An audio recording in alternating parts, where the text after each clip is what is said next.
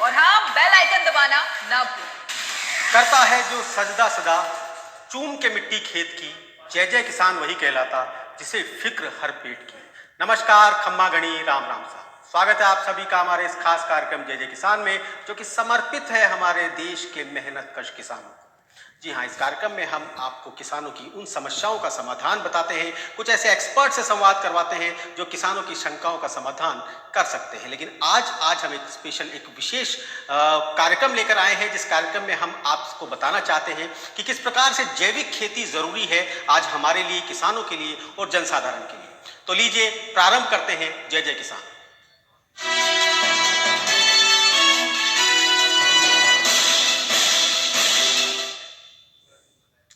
हरित क्रांति के बाद में जिस प्रकार से उत्पादकता बढ़ाने की होड़ लगी है, उस होड़ में गुणवत्ता की कमी लगातार होती जा रही है, क्योंकि जनसंख्या लगातार बढ़ती जा रही है। तो किसानों पर एक विशेष बोझ आन पड़ा है, उन पर दोहरी जिम्मेदारी आ गई है, और वो दोहरी जिम्मेदारी ये कि उत्पादकता को भी बढ़ाना है और गुणवत्ता को भी बरकरार रखना है। परंतु इस होड़ में गुणवत्ता खत्म हो गई है, गुणवत्ता समाप्त होती जा रही है, और उसी के कारण बहुत सारे रोग आज जनमानस में फैलते जा रहे हैं।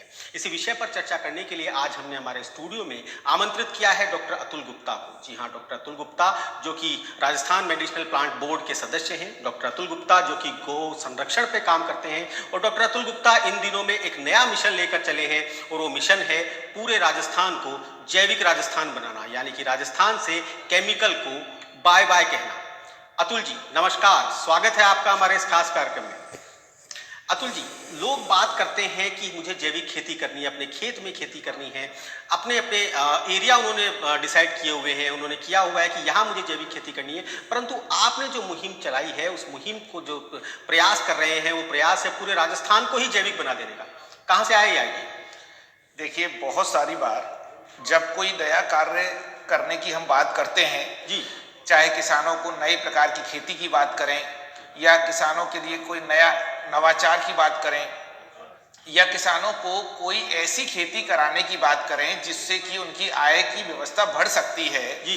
भारत के प्रधानमंत्री श्री नरेंद्र भाई मोदी ने कहा कि 2022 में किसानों की आय दुगनी होनी चाहिए। जी, मैंने इस विषय पे लगभग 3 वर्षों तक शोध करते हुए ये सोचा कि किसान की आय दुगनी होगी कैसे। जब तक भय को दूर नहीं किया जाएगा, किसान को कोई भी नवाचार करने के बाद में उसको यह संतुष्ट नहीं किया जाएगा कि तुम्हारा माल इस भाव में बिक जाएगा, अश्योरेंस है, यानी कि 100% गारंटी है कि आपको बिक्री की सुनिश्चित व्यवस्था मिलेगी। जी। अब ये सुनिश्चित व्यवस्था एक तरफ नहीं है, और दूसरी तरफ नवाचार भी करने हैं, और तीसरी तरफ राज्य के किसानों की इनकम को भी बढ़ाना है। ये कार्य इस प्रकार से नहीं हो सकते हैं जब तक कि एक मिशन के द्वारा काम ना किया जाए। तो हजारों किसान आज भी राजस्थान में खेती कर रहे हैं और जैविक खेती कर रहे हैं, और अपने अपने स्तर पर हर जिले में बड़े बड़े जो है मुहिम चला के कार्य कर रहे हैं, और उन्होंने बड़ी सफलताएं भी प्राप्त करी हैं। लेकिन वो किसान भी आज तकलीफ में हैं कि उस माल की एक उनको उचित व्यवस्था के अनुसार कीमत मिले। जी, हमने ये सोचा कि एक संगठन का निर्माण किया जाए जो पूरे भारत के स्तर पे कार्य करे, जो किसानों की समस्याओं को भारत सरकार और राज्य सरकार तक सीधे पहुंचा सके। राज्य सरकार के मुखियाओं और केंद्र सरकार के मुखियाओं को किसानों के द्वार पर ला करके खड़ा करने की एक व्यवस्था बना सके। तो इस वास्ते एक संगठन का निर्माण किया। उस संगठन का नाम है भारतीय जैविक किसान उत्पादक संघ। यह संगठन संपूर्ण भारत देश में क्रियान्वयन करने हेतु निर्माण किया गया है, और इस संगठन का सबसे पहला लक्ष्य है कि राजस्थान राज्य को जैविक प्रदेश के रूप में बनाया जाए। अतुल जी, बहुत सही बात है। आपने कहा कि जब तक पूरा राज्य जैविक नहीं होगा, तब तक असल में कितने भी हम उसमें मेहनत करें, कितनी भी कोशिश करें, फल नहीं मिलेगा। परंतु राजस्थान जैसा बड़ा राज्य, जो कि क्षेत्रफल की दृष्टि से एक बहुत बड़ा राज्य है, अलग अलग भौगोलिक परिस्थितियां हैं, क्या वहां संभव है? सुनने में बड़ा अच्छा लग रहा है कि जैविक राजस्थान होगा, जैविक पूरा राज्य होगा, पर क्या संभव है ये सब? देखिए, इच्छा शक्ति यदि हो तो सब कुछ संभव है। जी। आज की परिस्थिति में हमारे पास में हम डायबिटीज के भयंकर शिकार हैं। हर दूसरे व्यक्ति को डायबिटीज है और जिसको नहीं है उसको डर लगता है कि मुझे डायबिटीज ना हो जाए। ब्लड प्रेशर, ब्लॉकेज की समस्या और एक हार्ट से रिलेटेड इशू एक जबरदस्त बन चुका है। कैंसर 100 में से 5 लोगों को आइडेंटिफाई हो चुका है। जी, तो क्या आप इंतजार कर रहे हैं कि हर व्यक्ति को कैंसर हो? क्या आप इंतजार कर रहे हैं कि हमारी आयु 60 वर्ष से भी 50 वर्ष रह जाए और 50 वर्ष से भी 40 वर्ष रह जाए? आपको आज समय है, जागना पड़ेगा। और यदि हमारे देश में कुछ भी, यदि राजनीतिक शक्तियां कुछ भी करने के लिए तैयार हो सकती हैं तो राजस्थान राज्य को भी ऑर्गेनिक राज्य बनाया जा सकता है। 60-70 साल पहले जिस जैविक खेती की आप बात कर रहे हैं, यही जैविक खेती हमारे किसान किया करते थे, उनके बुजुर्ग लोग किया करते थे। उस समय पर कंपनीज आई, उन्होंने कहा कि उत्पादकता बढ़ानी है, आपको जल्दी जल्दी प्रोडक्शन चाहिए, उन्होंने पेस्टिसाइड्स का उपयोग करना उन्हें सिखाया। आज 60-70 साल बाद हम वापस उनको वही चीज़ सिखाने जा रहे हैं जो चीज़ वो किया करते थे। तो क्या आपको लगता है, चलो ठीक है, किसान भी मान जाएगा, किसान भी जागृत हो जाएगा, पर उस जमीन का क्या, उस खेत का क्या, जिस खेत पर जहर डाल डाल के हमने भूमि को इतना प्रदूषित कर दिया है कि उसकी उर्वरक क्षमता समाप्त हो गई है, उसकी उत्पादक क्षमता समाप्त हो गई है, उसे कैसे ठीक कर पाएंगे?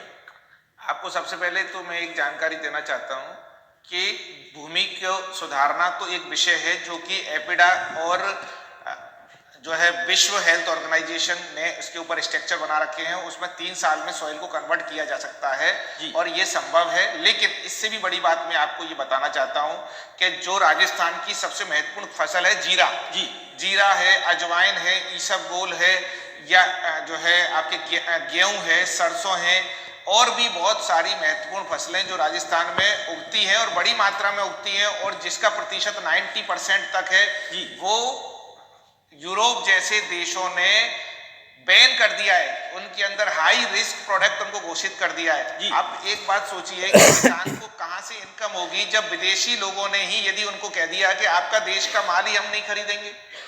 और वो हाई रिस्क यानी कि उनके अंदर इतना ज्यादा केमिकल है कि वो खाने योग्य नहीं है और हम उसको राज्य में खिला रहे हैं अपने लोगों को, हमारे 7 करोड़ लोगों को। हम क्यों? पहली बात तो बीमार करना चाहते हैं और दूसरी बात यह है कि जब कोई प्रोडक्ट की गुणवत्ता ही नष्ट हो चुकी है, उसमें केमिकल ज्यादा हो चुका है, तो हमें कुछ ना कुछ तो करना ही होगा ना। जी, अभी आपने एक गांव, दादिया गांव को गोद लिया है सिर्फ ये करने के लिए कि उसे पूर्णतः हम जैविक गांव बनाएंगे। कितना समय आपने टारगेट लक्ष्य रखा है उसमें कि उसे कितने समय में आप उसे जैविक गांव कर? सबसे पहले ये जयपुर जिले के अंदर सांगानेर तहसील का एक गांव है, दादिया ग्राम पंचायत है। इस ग्राम पंचायत को हम माननीय जयपुर के सांसद महोदय के जो है सहयोग से पूरे ग्राम पंचायत के अंदर ऑर्गेनिक, संपूर्ण ऑर्गेनिक गांव बनाने का हमने लक्ष्य लिया है। इस गांव में हम क्या करने वाले हैं ये बता देते हैं। सबसे पहले पूरे प्रदेश के और भारत के सभी किसान हमेशा ये सोचते हैं कि किसान की इनकम, हमने भी यही सोचा कि पहले दिन से किसान की इनकम को कैसे बढ़ाया जाए और कैसे एक ऐसा मॉडल तैयार किया जाए कि जिससे कि पूरे भारत के प्रत्येक गांववासी खुद ही बिना सब्सिडी के हमारे यहाँ आकर के विजिट करके, देख करके, समझ करके खुद ही अपना गांव का निर्माण कर लें। सबसे पहले हमारा लक्ष्य काम है सोलर, जो जमीनों पे खेती नहीं होती, जो जमीन पर खेती करने के लिए पानी नहीं है, जिस जमीन पर खेती करने के लिए मैन पावर की समस्या है, उस जमीन पर हम राज्य सरकार के बिजली विभाग के सहयोग के माध्यम से सोलर एनर्जी की यूनिट लगाएंगे और उसको यूनिट में 90% तक राज्य सरकार हमको सहयोग दे रही है और 10% हम बैंकों के ऋण लेकर के एक सोलर एनर्जी यूनिट लगाएंगे जिसका बिजली उत्पादन करके राज्य सरकार की बिजली कंपनियों को देंगे 3 रुपए 60 पैसे या उससे अधिक प्रति यूनिट के दर से। यानी कि इनकम का द्वार खोलना सबसे पहला काम हमने ये किया। जी नहीं, मैं सिर्फ ये जानना चाहता हूँ कितना लक्ष्य आपने मान के चला, समय का लक्ष्य क्या रखा है आपने कि इतने दिन में इसे हम जैविक कर देंगे, कितना समय लगना चाहिए आपके? देखिए 3 वर्ष का पूरा टोटल समय लगता है 100% जैविक सॉइल को कन्वर्जन करने में, लेकिन हमारे कार्य को पूरा की पूरा जमीन पे उतार देने के लिए हमें 1 वर्ष का समय लगेगा। इसके बाद जो राजस्थान के जो बाकी गांव हैं वहां तक पहुंचने के लिए आपने क्या तरीका सोचा है जिससे कि बाकी लोग भी इसके साथ साथ कम से कम शुरुआत कर दें?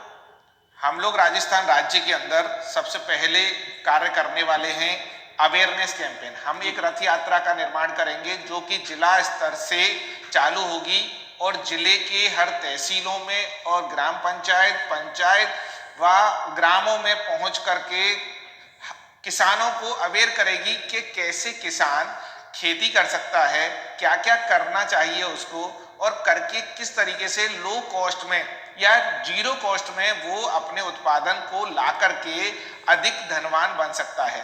एक समस्या होती है कि किसानों को ऐसा लगता है कि उत्पादन कम आएगा। जी, ये सबसे बड़ा भ्रम है उन्हें। जबकि हकीकत देखी जाए कि आज की परिस्थितियों में हम लोग हर चीज मार्केट से परचेज करते हैं, यानी कि हम फर्टिलाइजर परचेज करते हैं, खाद परचेज करते हैं, बीज परचेज करते हैं, लेबर भी परचेज करते हैं, क्रेशर भी परचेज करते हैं, हर चीज परचेज करते हैं। बाद में उसका बिक्री करते हैं तो हमें कुछ ही पैसा बच पाता है। हो सकता है कि वो किसी को तो बच भी ना पाए। लेकिन जैविक खेती में क्या है कि one time non genetic modified seeds लेना होता है, यानी कि प्रकृति के द्वारा दिया हुआ सीड लेना होता है। प्रकृति के द्वारा जितनी हमारी गौवंश है उसका ही गोबर लेना होता है, उसकी ही खाद बनानी होती है। डिफरेंट तरीके की खाद बनती है और डिफरेंट तरीके से गौमूत्र का उपयोग करना होता है, जिससे कि हम एक जैविक खेती लो कॉस्ट या जीरो कॉस्ट में करते हैं। इसको कैसे किया जाना है, क्या क्या किन किन बीमारियों का समाधान क्या है, एक एजुकेशन की रिक्वायरमेंट है, जो एजुकेशन हमारी संस्था के वॉलंटियर्स उपलब्ध कराएंगे। अतुल जी, आपने एक बात बताई कि 3 साल कम से कम लगते हैं एक खेत को पूरी तरह से जैविक होने में। वो जो 3 साल का समय है उसमें किसान क्या करेगा? ना तो पूरी तरह से वो जैविक कर पा रहा है, ना पेस्टिसाइड्स का उपयोग उसे करने दे रहे हैं, तो उसके खेत में उस समय उगेगा क्या? वो ही उगेगा, लेकिन जैविक तरीके से उगेगा, उत्पादन भी नहीं घटेगा। तो फिर 3 साल का वक्त हम किस चीज के लिए? 3 साल का वक्त देखिए, ऐसा है सॉइल के अंदर जो माइक्रोन्यूट्रिएंट और बैक्टीरियाज खत्म हो जाते हैं, जो बैक्टीरियाज आपकी सॉइल की फर्टिलिटी को बढ़ाते हैं। अभी यूरिया और डीएपी और पेस्टिसाइड्स का उपयोग कर करके, यानी जहर डाल डाल के हमने जो मदर बैक्टीरियाज हैं अपनी सॉइल के अंदर से उसको बिल्कुल पूरी तरह से डैमेज कर चुके हैं, हम खत्म कर चुके हैं। और वो बैक्टीरियाज हमें जब प्राप्त होंगे उसका सोर्स हमारे गाय के गोबर एवं गौमूत्र ही हो सकता है, क्योंकि ये ही बैक्टीरियाज पाए जाते हैं गाय के गोबर में। वो धीरे धीरे वो जाएंगे जमीन के अंदर, जब बैक्टीरियाज का एक समूह तैयार होगा और वो बैक्टीरियाज का समूह सॉइल के जो नेगेटिव बैक्टीरियाज है उनको डिलीट करेगा और धीरे धीरे वो कन्वर्ट होगी सॉइल 100% पेस्टिसाइड फ्री सॉइल में। जी, आप कह रहे हैं कि आप किसानों को जागृत करेंगे, जगह जगह अवेयरनेस कैंप लगाएंगे, अपने कुछ कार्यकर्ता रखेंगे जो जाके उन्हें सिखाएंगे। इसके साथ साथ क्या आपको नहीं लगता कि आम आदमी को भी जागृत करने की जरूरत है कि वो जैविक उत्पाद खरीदे, जिन जैविक उत्पादों को महंगे दाम का मान कर वो उस तरफ नहीं जाते? क्योंकि जैसे ही मांग बढ़ेगी अपने आप किसान उगाना शुरू कर देंगे। आपको मैं ये बताना चाहता हूं कि जैविक राज्य बनाने का जो संकल्प है वो इसी बात की पूर्ति करता है कि जब पेस्टिसाइड मटेरियल ही नहीं मिलेगा और जैविक मटेरियल ही मिलेगा और जिसके लिए भी एमएसपी राज्य सरकार तय कर देगी, तो हमारा ये समस्या खत्म हो जाएगी कि ऑर्गेनिक प्रोडक्ट महंगा है। हम लोगों को यही तो समझाना चाहते हैं कि अलग अलग जो लोग खेती करते हैं उनके पास संसाधन कम है, उनके पास परिस्थितियां बहुत ज्यादा अनुकूल नहीं है और वो जो अपना उत्पादन गिरो कर रहे हैं वो महंगा पड़ता है उनको। यदि एक सामूहिक रूप से कल्टीवेशन होगा, एक बड़े स्तर पे कल्टीवेशन होगा, एक मिशन के साथ कल्टीवेशन होगा, तो हम हर प्रकार की समस्या का सॉल्यूशन कर पाएंगे, पहली बात। दूसरी बात, जब उत्पादन सीधा उन्हीं मंडियों में आएगा, तो गवर्नमेंट से हम ये बात करेंगे कि गवर्नमेंट इसका प्राइस का जो एमएसपी है, जो परचेज प्राइस है, किसान की परचेज प्राइस, उसको बढ़ाए।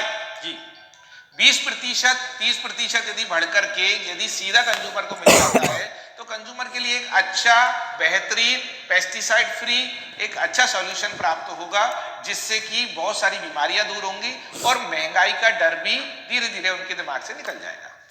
जी, जब भी ऑर्गेनिक राज्य की बात आती है, जैविक राज्य की बात आती है, तो सबसे पहले जहन में आता है सिक्किम। जबकि सिक्किम एक बहुत छोटा सा राज्य है और राजस्थान एक बहुत बड़ा राज्य है। सिक्किम पिछले 15 सालों में जैविक राज्य बना है, जैसा कि आप ही ने बताया।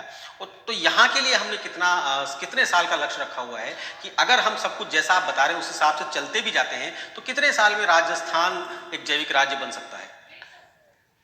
पर ईयर 10,000 छात्र बीएससी एग्रीकल्चर और 2 से 3,000 छात्र एमएससी एग्रीकल्चर के राजस्थान राज्य से निकलते हैं। जी, हमारा पहला लक्ष्य है कि जो नए ग्रेजुएट्स वैज्ञानिक बनने वाले हैं, जो कृषि वैज्ञानिक बनने वाले हैं, हम उनको तैयार करें, उनको ही सारी टेक्निक्स बताएं और उनके माध्यम से पूरे प्रदेश को ऑर्गेनिक राज्य कन्वर्ट करने के लिए उनका सहारा लें, क्योंकि युवाओं की शक्ति ही हमारे राज्य को बहुत शक्तिशाली बना सकती है और जल्दी हमारे लक्ष्य को पूरा कर सकती है।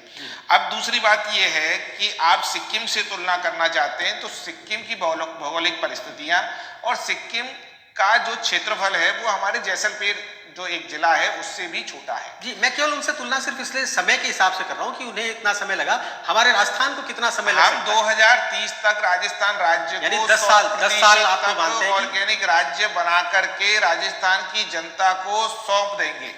मतलब आप कहना चाहते हैं कि 10 साल इसमें कम से कम अभी हमें चाहिए, सब कुछ उसी हिसाब से चलता रहे, जिस हिसाब से आप चाह रहे हैं, जिस हिसाब से लोग काम करना चाह रहे हैं, उस हिसाब से अगर करें तो भी कम से कम 10 साल हमें चाहिए। 10 साल लगेंगे। और माननीय मुख्यमंत्री जी से आपके मंच के माध्यम से भी मेरा निवेदन है कि वो इस परिस्थिति को समझें और राज्य के आने वाली जनरेशन को शक्तिशाली बनाने के लिए और राज्य को पूरे देश में और विश्व के पटल पे एक प्रमुख हैसियत दिलाने के लिए और राज्य को एक विशेष राज्य का दर्जा दिलाने के लिए तुरंत प्रभाव से ऑर्गेनिक राज्य घोषित कर दें। जी, हम बात कर रहे थे कि किस प्रकार से राजस्थान को जैविक राज्य बनाया जा सकता है।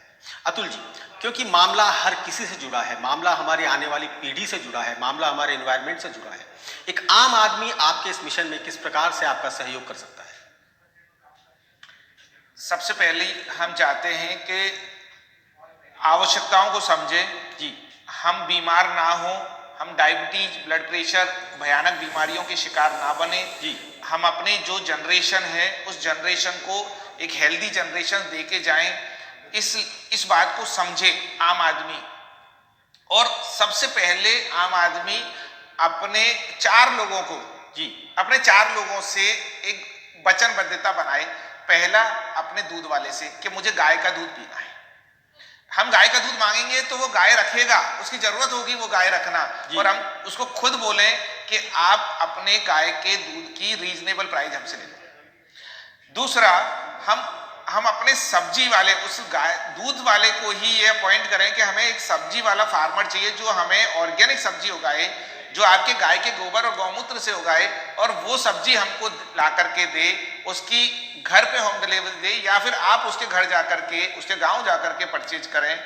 दूसरी, हमें इस बात की बचत। सर, यहाँ मैं बीच में रोकना चाहूंगा। आम आदमी की बात करें, आम आदमी को तो पता भी नहीं चलता, उसे ऑर्गेनिक वेजिटेबल और जैविक सब्जी कहकर लोग कुछ भी दे जाते हैं, वो कैसे पहचाने इसको? इसीलिए तो मैंने कहा कि 4 लोगों के साथ वचनबद्धता लेनी होगी। जी, और 4 लोग कौन होंगे? एक होगा दूध वाला, दूसरा होगा सब्जी वाला। सब्जी वाला कौन होगा? किसान। जो किसान उसके गांव में जो भी आसपास के गांव हैं वहां पर अपने किसान को फिक्स करें कि आपसे ही हमें सब्जी लेनी है, आप यू ग्रो ऑर्गेनिक वेजिटेबल्स। हम अपने जो जरूरत की जितनी भी चीजें हैं, जो खाने की चीजें हैं, हम किसानों से खरीदने के लिए हम किसानों को ग्रो करें, उनको मोटिवेट करें कि आप जैविक सब्जी उगाइए, हम आपसे खरीदेंगे। आपको मैं गारंटी के साथ कहता हूं, किसान को यदि प्राइस मिलेगा उतना ही प्राइस मिल जाए जितना प्राइस आप मार्केट से खरीद करके लेके आ रहे हो, यदि उतना ही मिल जाएगा तो आपके लिए घर पर आएगा आपको देने के लिए बहुत खुशी खुशी। किसान की सबसे बड़ी समस्या है कि उसको मिडिल मैन ने इतना ज्यादा फंसा रखा है कि वो उससे निकल ही नहीं पा रहा है। तो आपका जो संगठन है, क्या ये जैविक उत्पादों को खरीदने का काम भी करेगा या उन्हें मार्केट उपलब्ध करवाएगा? हम यही काम करने वाले हैं। हम सबसे बड़ी बात है कि मंडी ही तो देने वाले हैं उनको। हम उनको 2 चीज दे रहे हैं। सबसे पहले ग्रो करने की टेक्नोलॉजी, दूसरा उनके साथ में हम आम आदमी यानी कि कंज्यूमर को कनेक्ट करने का काम करना चाहते हैं। हमारी जो ऑफिशियल वेबसाइट है जिसका हम निर्माण कर रहे हैं, उसका काम यह है कि किसान और बायर यानी कंज्यूमर सीधा एक दूसरे के सामने खड़ा कर देना। जिसको जैसे व्यापार करना है करिए, लेकिन एक दूसरे के साथ मिलिए, बात करिए और हम इस बात की अश्योरेंस देंगे कि ये पार्टी पूरी तरह से ऑर्गेनिक है। जो किसान ऑर्गेनिक खेती करना चाहते हैं उन्हें सरकार की तरफ से किस प्रकार की सहायता मिल सकती है? देखिए, 50,000 रुपए प्रति फार्मर का पारंपरिक कृषि योजना के अंतर्गत केंद्र सरकार की योजना है। राज्य सरकार के NHM मिशन के अंतर्गत नेशनल हॉर्टिकल्चर मिशन में 15,000 रुपए पर हेक्टेयर राज्य सरकार की स्कीम है। राज्य सरकार नॉन जेनेटिक मॉडिफाइड सीड से लेके, ड्रिप से लेके, मल्चिंग से लेकर के व ऑर्गेनिक फार्मिंग के सर्टिफिकेशन के लिए भी सब्सिडी उपलब्ध करा रही है। यानी कि छोटे से लेकर के बड़े तक सब्सिडी उपलब्ध है। लेकिन किसान को जरूरी है क्लस्टर बेस्ड कल्टीवेशन करना, यानी कि ग्रुप फार्मिंग करना। यदि राजस्थान, हम लोग 10 साल में कैसे करेंगे काम, मैं आपको बताता हूं छोटा सा मॉडल। हम 10 साल में फार्मर प्रोड्यूसर ऑर्गेनाइजेशन गठित करेंगे हर ग्राम पंचायत में। हर ग्राम पंचायत में एक एक फार्मर प्रोड्यूसर ऑर्गेनाइजेशन का गठन किया जाएगा और उस गठन के अंतर्गत हम एक एक ग्राम पंचायत में सरकार की योजनाएं भी वहां पर लाएंगे, हम उनको बैंकिंग सेवाएं भी वहां पर देंगे। हम जॉइंट लायबिलिटी के साथ में काम करेंगे, यानी कोई भी व्यक्ति गलत काम कर रहा है तो दूसरे व्यक्ति की जिम्मेदारी है कि उसको गलत काम ना करने दे।